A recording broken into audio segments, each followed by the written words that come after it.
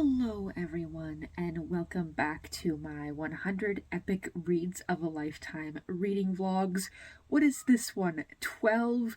Oh my goodness, we are really getting into them now. So for the month of May, I have decided to read Brave New World by Aldous Huxley. As is common on this poster, it is another sci-fi dystopian novel. This one was written in the 1930s, and this book is essentially about a future society where everyone gets, like, clone birthed and no one has natural birth, and people are conditioned into social hierarchies, and they are graded based on alpha, beta, gamma, epsilon, etc.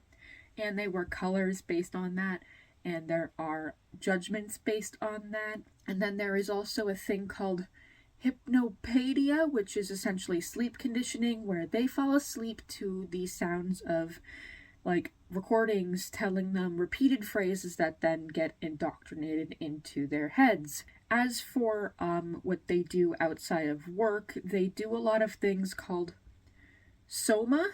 It's a drug, I think. It makes you sleep or hallucinate or both. That's a little confusing for me, but relying on a substance to function, essentially. And then there are also these things called not movies, but feelies, which is essentially a performance of senses, and that's how people get their, like, music and their, like, sensations for the week. And also, for some reason, there is, like, a, like, free promiscuity thing. You can just sleep with whoever you want because there's not really any consequences, like getting pregnant and stuff. And essentially, there is no sense of family. No one has a mother or father. Nobody lives with anybody once they surpass childhood. And it's all just, like, the main thing is, what is it? What do they say? Like, everyone is a part of everyone. I think that's their big thing. And of course, the story follows a few people who want to break outside of that mold.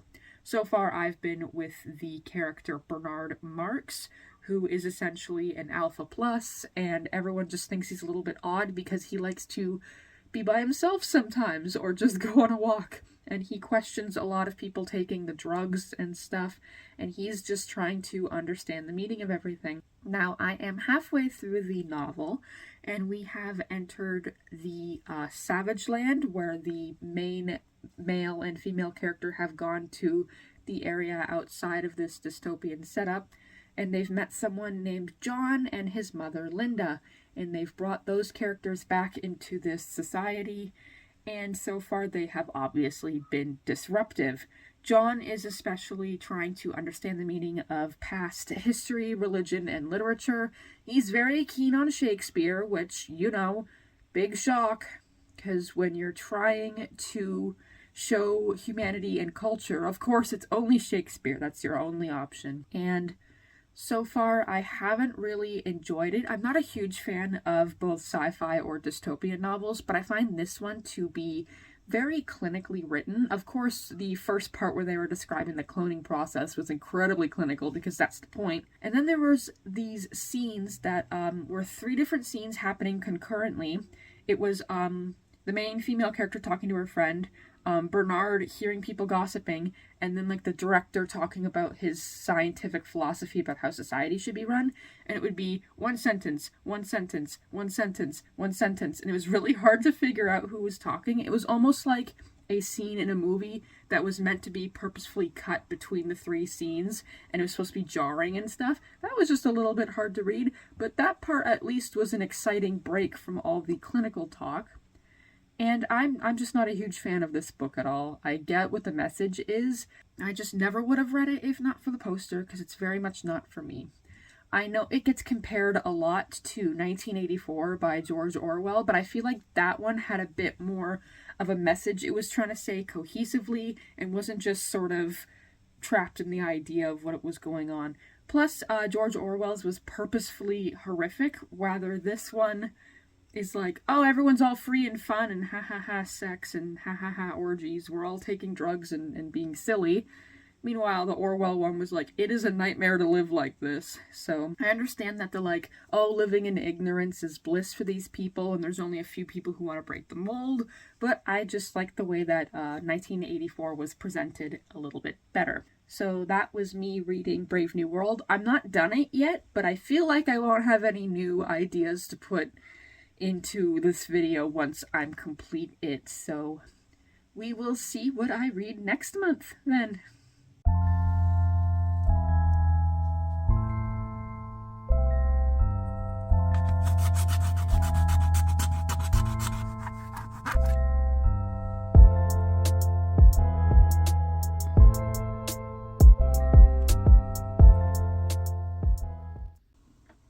Okay, here we are in June. Happy Pride Month, everybody. I thought that I would celebrate Pride Month by reading Outlander by Diana Gabaldon. Yep.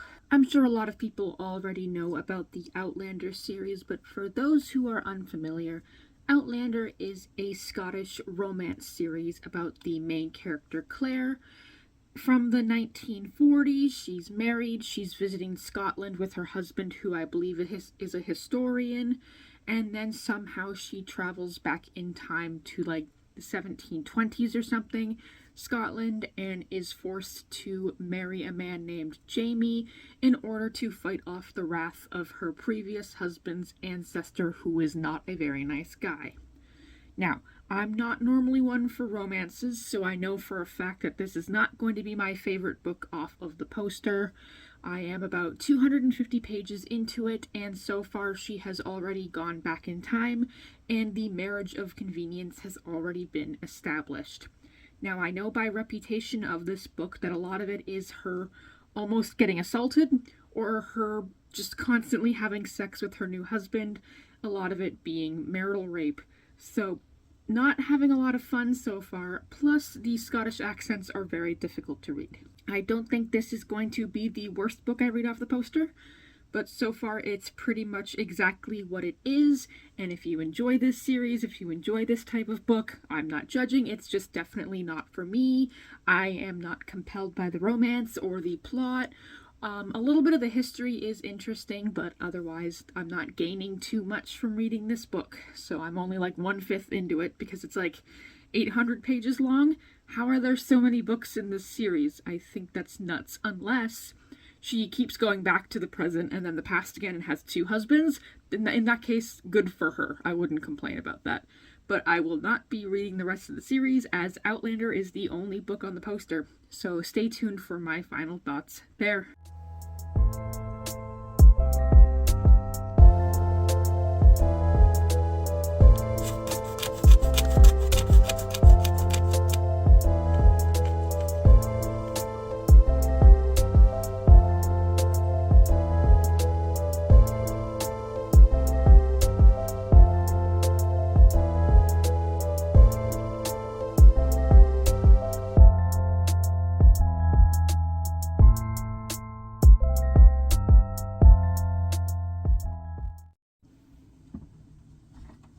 Hello, welcome to July. For this month, I have decided to read something that I think will match the just sweltering hot vibes of July, and that is The Grapes of Wrath by John Steinbeck. I have not started the book yet, but from what I understand, it is about a Southern family experiencing the Dust Bowl that happened, I believe, during the Depression in the 1930s. So, nice, good stuff, not gloomy or, horrible at all. I'm actually looking forward to it because people talk about how great of an author John Steinbeck is, and the only story I have read was Of Mice and Men, which I felt was a little bit too short to really grasp the storytelling. I did enjoy it, it was pretty good, but just a little too short for me to have any real, talking points. So we shall see with one of his longer novels if he actually is one of America's greatest writers, or if they're just saying that because it's old. Stay tuned.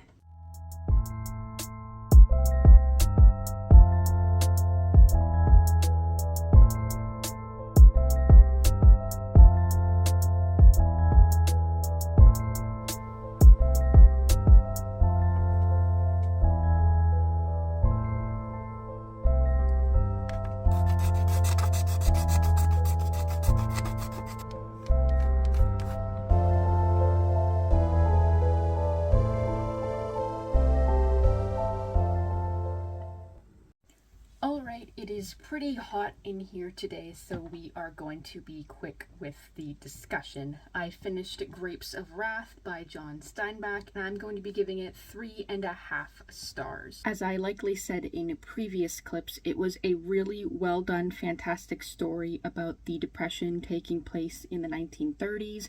One family taking a truck or two with the help of other people around their farm try to travel to California in search of a better life. Now, their family has about 12 people in it, maybe more at the beginning, and at the end there's only just the parents, the uncle, and the daughter left with the 2 children because everyone dies or leaves them in the process of trying to chase the American dream. It is a huge metaphor for how a lot of people could not survive the changes taking place in the mid-20th century. For example, the grandparents both die, and one of the sons ends up staying by the river because he knows he can't handle modernity, and one of the main character brothers ends up leaving in search of a more simpler job, chasing only his own dreams as opposed to keeping with the rest of the family. There is a lot of fantastic writing and character writing in this book, particularly the priest who was questioning his faith and everything that he initially preached to people when he was doing that job, since he no longer does it. And his character arc was very, very compelling. I liked his sacrifice at the end in order to help the family, because towards the end of the book, they try to join this one collective who are effectively unionizing against the government, against the banks, and against people trying to control their lives. Of course, it is also a very sad book. No one gets what they want in the end. Of course, all of their dreams cannot come to fruition, and it was ultimately very, very emotional, upsetting, and defeated. And I found myself really connecting with a lot of their plights because the world has not really changed since this book has been published. Banks own everything, the government controls everything, finding a job is a nightmare, and people end up killing themselves in order to chase this idea of the American dream, ultimately, and it's futile. My rating is a little bit lower on this one because while I enjoyed reading it a lot, towards the end I found it dragged just a little bit. I couldn't really connect to it as deeply, and I just didn't enjoy the plot because it was sad. So it is not one of my favorite books that I have ever read, but I really enjoyed reading it, and I am glad that the poster led me to it because all I knew of John Steinbeck was Of Mice and Men, and I thought he was just a short storyteller, and that everyone was just sort of over-glorifying his writing based on one story. I did not realize he had several novels that were really compelling and popular and well-written. So this is very well written. If you enjoyed Of Mice and Men but thought it was a bit too short to really have any true meat in it, I suggest his other books. I've only read this one, but he does have plenty of others as well. So stay tuned for the end of this video where I am actually not sure what I'm going to be reading yet, so stay tuned. Okay, happy August. It is already August 1st, and I have started my book for the month. My book for the month is The Road by Cormac McCarthy. I am listening it to the audiobook. I already knew what the story was about going into it because I had heard about the film starring Viggo Mortensen, and it is about a post-apocalyptic world, and a man and his son are trying to trek their way through it and trying to live through it. So far, it has been very upsetting, very dystopian. Of course, the writing is very simple, and the descriptions of the apocalypse that has happened have been very vague, but a lot of the post-apocalyptic nonsense has been very, very upsetting, like people being kept as slaves and being eaten, etc. So I understand why the man and his boy are running, and we just got to the part where they found a safety hatch full of a bunch of food, and they've just cut their hair and had a bath, and they've been eating, and I don't want to finish the book because I know bad things are going to happen and people are going to die.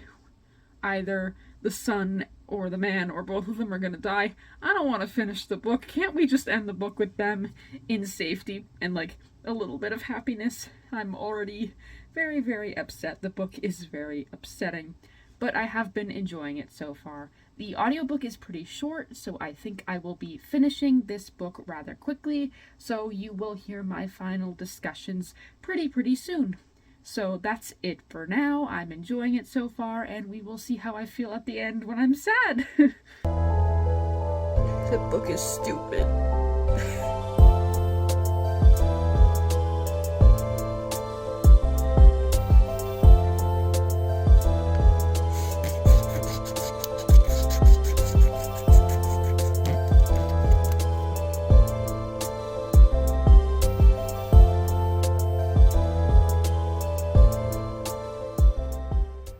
Okay, this is just a quick update to say that I have finished The Road by Cormac McCarthy, and I am going to give the book 3 stars. I thought it was very well done. I thought the story was simple enough, simple to understand. You were able to completely, just immerse yourself in the post-apocalyptic world and understand the boy's confusion, the father's choices, and just the horrible, loneliness and sadness of it all. And the story was very well executed. From what I've seen of a lot of Goodreads reviews, a lot of people thought that it was very samey to read physically, but when you're listening to the audiobook, it just sounds like conversations and routines. So I would recommend the audiobook over reading the physical book if you are too easily distracted by similar conversations or similar tasks in a book. But yes, I found the book very good and also very sad. So I can't call it a favorite, but I thought that it was very effective, very well written, and very simple. I totally understand how they made this into a film adaptation. It's very easy towards doing that. And I really liked it. So that is my 100 Epic Reads of a Lifetime vlog number 12. It is weird that this quarter is already over. I read quite a weird variety of books, huh? So I have no idea what I'll be reading for next quarter, so of course stay tuned for that. Don't forget to like, comment, and subscribe, and I will see you all next time. Bye bye!